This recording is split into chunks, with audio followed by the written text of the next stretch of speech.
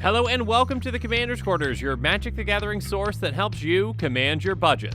This show and episodes like this one are possible thanks to viewers like you. If you're looking for an easy way to help support this show, make sure that you like, share, and subscribe. Also, hit that bell notification icon so you don't miss any new episodes. You can also go check out our playmats and other merchandise at thecommandersquarters.com. Another easy way to support this show is with our TCG player affiliate links. So whether you're buying a deck or individual cards, you can use this general link right here or one in the description. And the final way that you can support this show is by supporting us directly by becoming a patron. There are many benefits to being a patron, and I truly couldn't do this without all their support.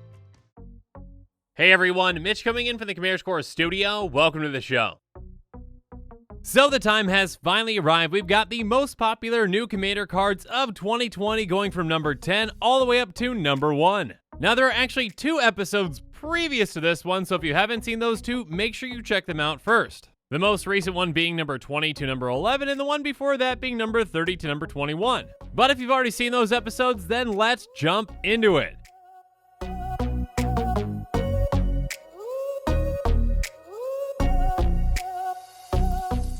So starting off at number 10, we've got Catria Triome, which comes in at 10,317 decks. Now if you saw the last episode, you know that these Triomes are quite popular in Commander. Now because I already covered some of these in the last episode, I'm not going to go through the entire spiel on why this is popular, but I'll go through the basics. Catria Triome is a forest island mountain that enters the battlefield tapped, and it's got cycling for 3. So this is a tri-land that has 3 land types, and it can be cycled. So if you've got something like a Farseek, you can get this into play instead of a dual land. And getting a tri-land instead of a dual land is fantastic. And of course, the option to cycle is great as well. So these Triomes are basically improved tri-lands, and yeah, that's gonna be popular in Commander. But now let's move on to what might be a heavily debated card with Zagoth Magistrate.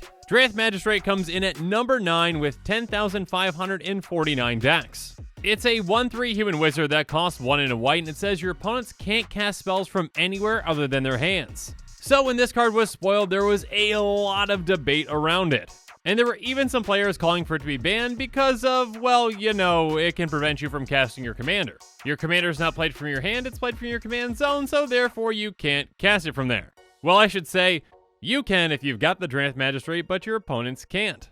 Now, yes, this is an incredibly powerful thing, and this is going to shut down players from playing things from elsewhere as well, like a graveyard or even a foretell card. But from what I've seen, the debate around this card has mostly died down around this point.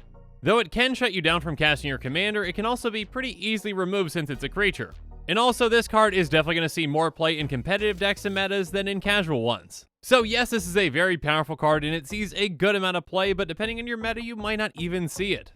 But now it's time for us to move on to number 8 with Zagoth Trio. And yes, I promise this is the last Triome. It comes in at 10,777 decks. This is the most popular out of all the Triomes, and again, for every single reason that the others are popular, this one is. But this one most likely stands above the rest because it is the Sultai Triome. Sultai is perhaps the most potent 3-color combination in Commander. There are a lot of incredibly popular and powerful Sultai commanders out there, so Zagoth Triome fits right into those decks.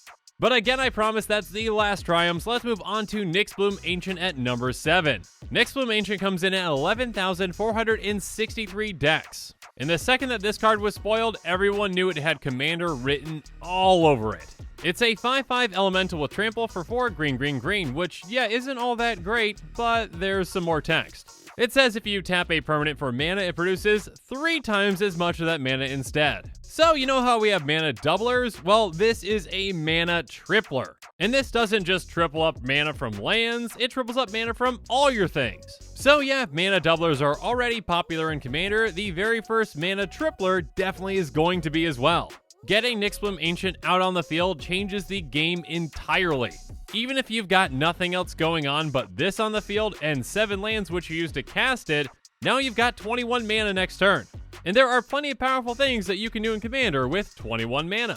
But more likely than not, you're going to have even more mana than that, so have fun.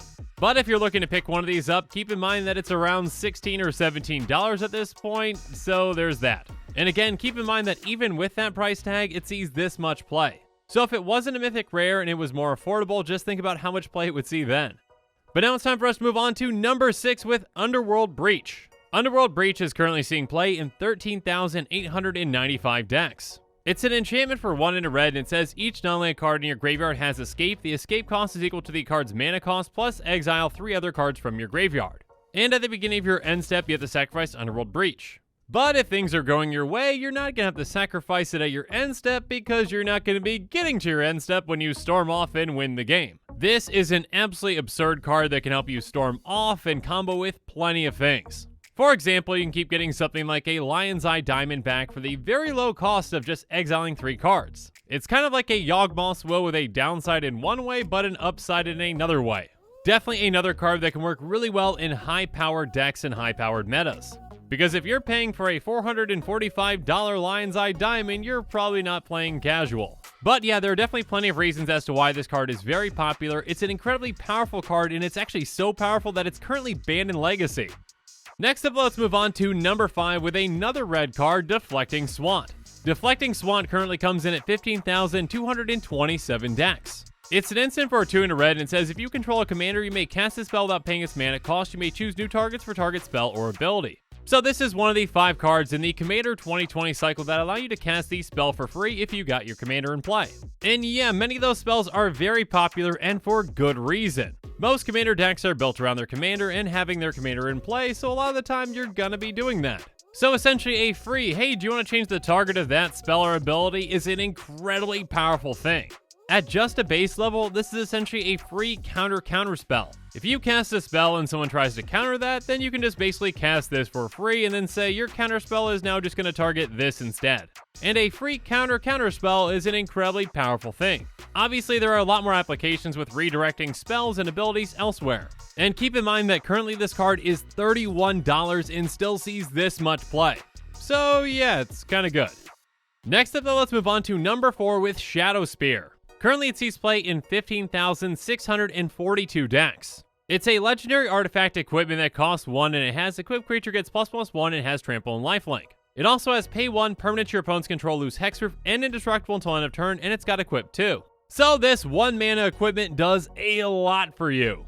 +1/+1, trample and lifelink are already fantastic on a 1 mana equipment, and the equip cost of 2 isn't very much either. So that's good on its own, but on top of that, you can pay 1 and make your opponent's things lose hexproof and indestructible. And this doesn't even have to be equipped to a creature to do that. Indestructibility and hexproof are incredibly powerful. Each of those make permanents really hard to deal with. So for just 1 mana, you can get rid of that huge advantage and then take care of those permanents. And again, even if your opponents don't have any things with hexproof or indestructibility, it's still a fantastic equipment giving +1/+1, trample, and lifelink. So yeah, there are a lot of decks that this can fit into, and it can be the absolute bane of commanders that lean on their indestructibility and hexproof. But now let's move on to number 3 with Dryad of the Eluzian Grove. It comes in at nearly 20,000 decks at 19,744. It's a 2/4 enchantment creature nymph that costs 2 and a green. It has you may play an additional land on each of your turns, and lands you control are every basic land type in addition to their other types. So this is basically a chromatic lantern that lets you play an extra land. This not only helps you ramp, but it also pretty much perfectly fixes your mana. So yeah, that's going to be popular in Commander. And of course, it being an enchantment can also be a huge upside for Enchantress decks. So whether you're playing Enchantress or Landfall, or you really need to fix your mana in a deck, this can be a fantastic addition. It's currently a $13 card, and yeah, it still sees this much play. Next up, let's move on to second place with the infamous Nasos Oracle. Nasos Oracle comes in just under 20,000 decks at 19,910. She's a 1/3 Merfolk Wizard that costs blue, and she's got a lot of text, so here we go. When Nasos Oracle enters the battlefield, look at the top X cards of your library, where X is your devotion of blue. Put up to 1 of them on top of your library, and the rest on the bottom of your library in a random order. If X is greater than or equal to the number of cards in your library, you win the game. That's a lot of text, but basically what this is a better Laboratory Maniac. Unlike Laboratory Maniac, this doesn't have to be on the field for you to win when your library goes away. This just has to be an ETB trigger. So from my understanding, this is the best win condition currently for competitive EDH decks. You demonic consultation to get rid of your library, and with this, you win. Now, of course, this can and does see play in casual metas as well. But still, you gotta think that its potency in competitive metas is what really drives this number up. But as potent and as popular as Nasos Oracle is, it's not number 1. Because Fierce Guardianship is the most popular commander card from 2020. Fierce Guardianship is in an astounding 22,934 decks.